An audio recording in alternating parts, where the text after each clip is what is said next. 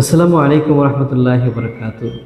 ফজরের নামাজ এর গুরুত্ব সম্পর্কে আমি আপনাদের সামনে কিছু কথা বলবো। ফজরের নামাজ জামাতে পড়তে পারা এটা একটি অত্যন্ত গুরুত্বপূর্ণ বিষয়। মুমিনের জন্য আমি মনে করি এটা সৌভাগ্যতম একটি বিষয়।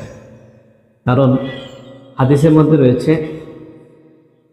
মান সাল্লাল ফজরা মাআল জামা ফাহুয়া ফি জিম্মাতিল্লাহ। যে ব্যক্তি ফজর নামাজ জামাতের সাথে পড়বে সে সারাটা দিন আল্লাহ পাকের জিম্মায় থেকে যাবে। আমি যদি আল্লাহ পাকের জিম্মায় সারাটা দিন থাকি, তাহলে আমাদের দ্বারা তো পাপ কাজ হবে না, শয়তান থেকে আমরা নিরাপত্তা লাভ করব।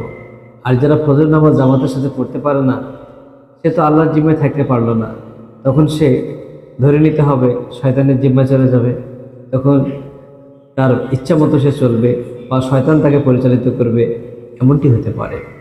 আরেকটি মজার বিষয় রয়েছে, এই যে ফজরের 2 রাকাত সুন্নত, এটা বাড়িতে পড়ার গুরুত্ব মসজিদে পড়ার চেয়ে অনেক বেশি। কারণ হাদিসের মধ্যে রয়েছে, সলাতুত তাতাউই ফিল বাইতি খায়রুম মিনাল মসজিদ। নফল সুন্নত নামাজ ঘরে পড়া এটা মসজিদে পড়ার চেয়ে উত্তম। সুবহানাল্লাহ বিহামদি। হাদিসের কিতাবের মধ্যে বর্ণিত হয়েছে, রাসূলুল্লাহ সাল্লাল্লাহু আলাইহি ওয়াসাল্লাম বলেছেন, যে ব্যক্তি ফজরের নামাজের সুন্নত 2 রাকাত ঘরে আদায় করে মসজিদে গিয়ে ফজরের ফরজ পড়বে, তাকে আল্লাহ পাক রব্বুল আলামিন 3টা পুরস্কার দিবেন। এক নম্বর হচ্ছে তার রিজিককে প্রশস্ত করে দিবেন, অর্থাৎ তার অবমাননা থাকবে না, সে স্বাচ্ছন্দ্যময় জীবন দুনিয়াতে পেয়ে যাবে। সুবহানাল্লাহ বিহামদি। দ্বিতীয়ত হচ্ছে তার পরিবারের সাথে ঝগড়াঝাটি হবে না, কমে যাবে।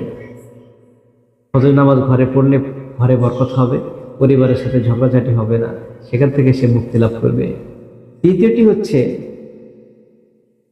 ওই ইখতাতিমু বিল ঈমান, তার ঈমানের সাথে তার মৃত্যু নসিব হবে, দুনিয়া থেকে বিদায় এটা ঈমানের সাথে হবে। সুবহানাল্লাহ বিহামদি। কত না গুরুত্বপূর্ণ বিষয়। এই জন্য অন্য হাদিসে পাওয়া যায় যে ফজরের 2 রাকাত সুন্নত খায়রুম মিনাদ দুনিয়া ওয়া ফিহা, দুনিয়া এবং দুনিয়ার মাঝে যা কিছু আছে এর চাইতে উত্তম। সুবহানাল্লাহ বিহামদি। আসুন আমরা ফজরের নামাজের প্রতি যত্নবান হই।